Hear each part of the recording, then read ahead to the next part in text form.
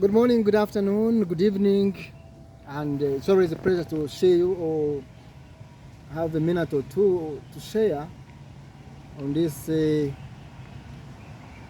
call it this giant mindset change. And today we have a fundamental question that I need to share about. And kindly lend me your ear or a minute or two. I need to bring this to light. I couldn't sleep. I know I've talked much about mindset and we need to change the mind and blah, blah, blah. We hear it on TV, we hear it on the radio, we hear it in news, we hear it with colleagues at workplaces, in families. Even in the families, mindset is bad. In the public places we go into, the mindset has become a mindset. And I came to a realization that something is part of Africa. Yes, we are, with all the oil, with all the money, with all the policies, with all the programs to elevate people and humanity. What is it that seems to be a missing link or a missing number to the puzzle or to analog?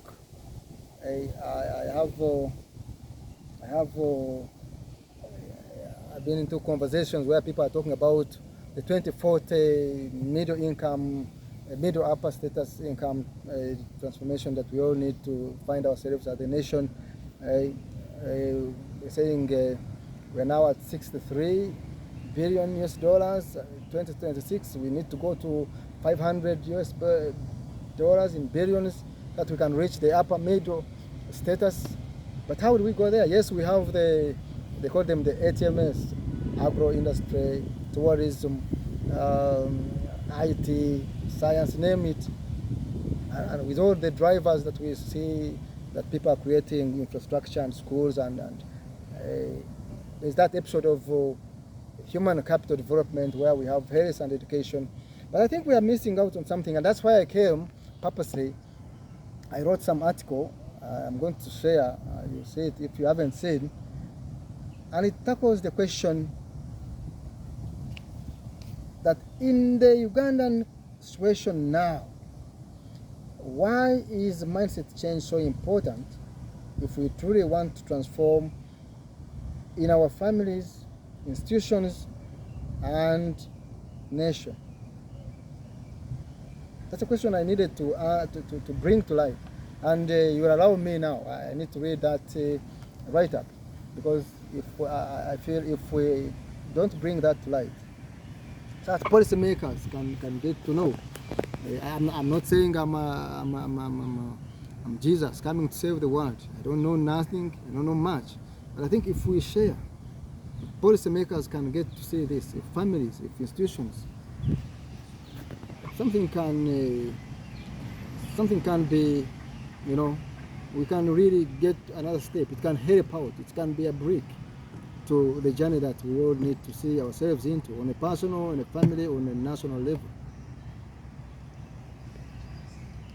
In the Ugandan context, or in the situation now, why is mindset change so important if we truly want to transform in our families, institutions, and nation? So I'm saying that mindset change is critically important in Uganda because real transformation does not begin only with policies, money, or infrastructure. It begins with people, and people are driven by what they believe, how they think, and how they behave.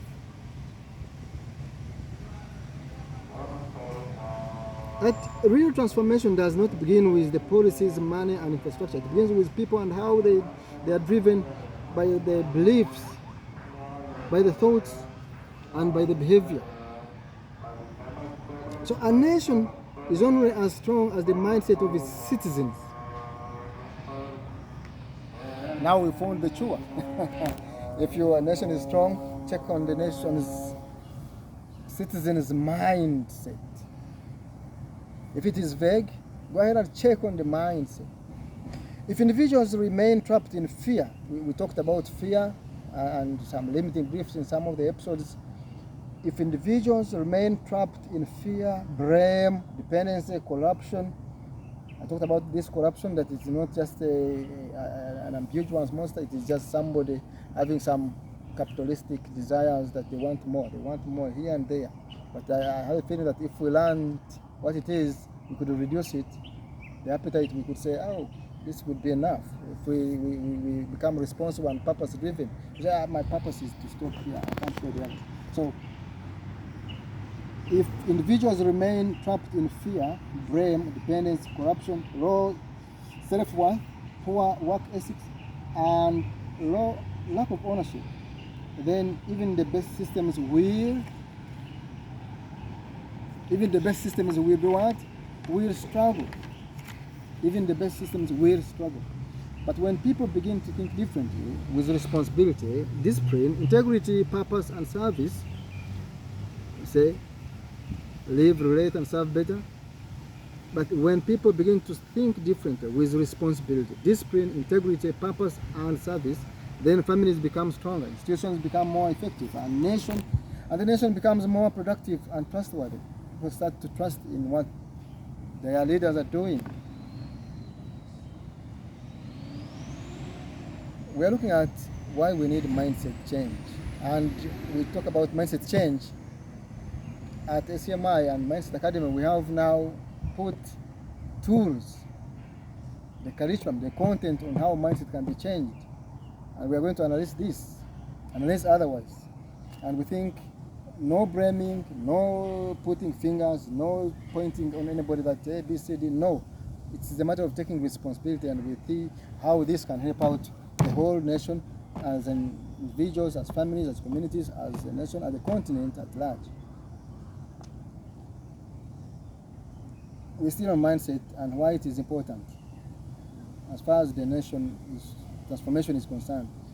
For example, let's see, in families, many conflicts and broken relationships come from inherited negative patterns such as harsh parenting, poor communication, anger, and emotional silence. A father who grew up in violence, when you grow up in a violent environment, you may think that harshness is leadership.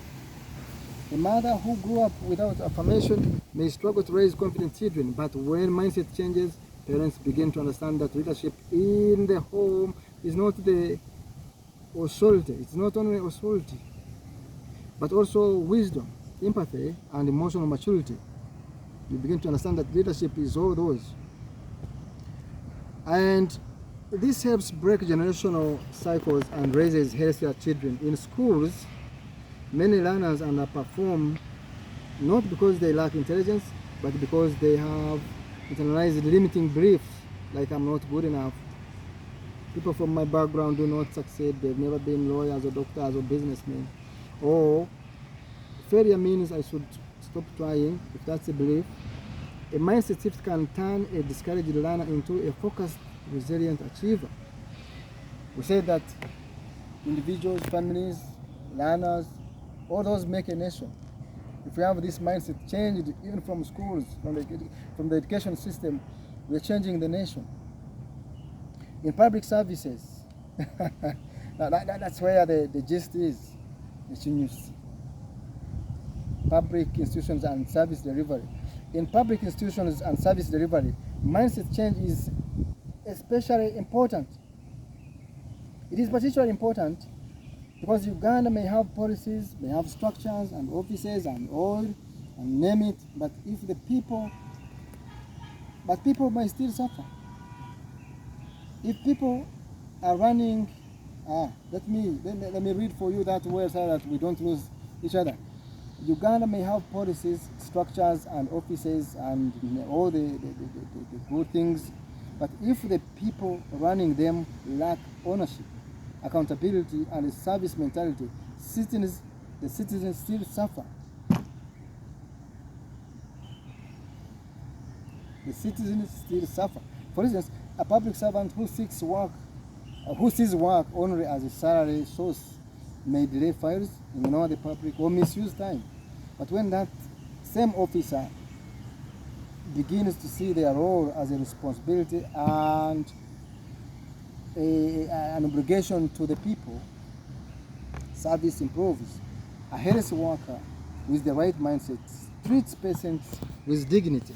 A teacher with the right mindset teaches with commitment. A local government officer with the right mindset sees leadership as stewardship, not entitlement. Even an MP, even a father, even you, a businessman. If you have the right mindset, you see leadership as stewardship, not entitlement. Let's go to leadership and governance. Mindset change helps fight corruption, excuses, and blame culture. Instead of asking, what can I gain? Leaders begin to ask, what can I improve? This is the foundation of trust and national progress. Finally, Uganda's transformation requires more than development projects. It requires inner development. Roads, schools, hospitals, and programs matter, but the human mindset determines whether they are well used, well managed, and sustained. If we want better families, if we want better leadership, better service delivery, better communities, and a strong nation, we must invest in changing how people think, how people relate, how people work, and how they lead. That is why mindset change is not a soft issue. That's why at times I speak and people are like, what are you speaking? It's not a soft issue. It is a strategic national issue. When the mindset changes, behavior changes. When behavior changes, systems improve. And when systems improve, the nation moves forward. The nation is people, it's community. So let me leave you with this note. For your notes, if you forget everything, don't forget that Uganda will not only be transformed by what we build with our hands, but also by what we rebuild in our minds. Thank you very much for that of your time, and thank you very much for listening in. Comment, advise, give your say, have your say on what all these things can lead individuals, communities, and nations to. As far as mindset transformation on a national, on a community, on an individual level is concerned. It's been great sharing with you. Have yourselves a good time, and bye for now. I remain yours truly, a human engineer, a mindset expert, and a trainer and that. Thank you very much. God bless you. Take care.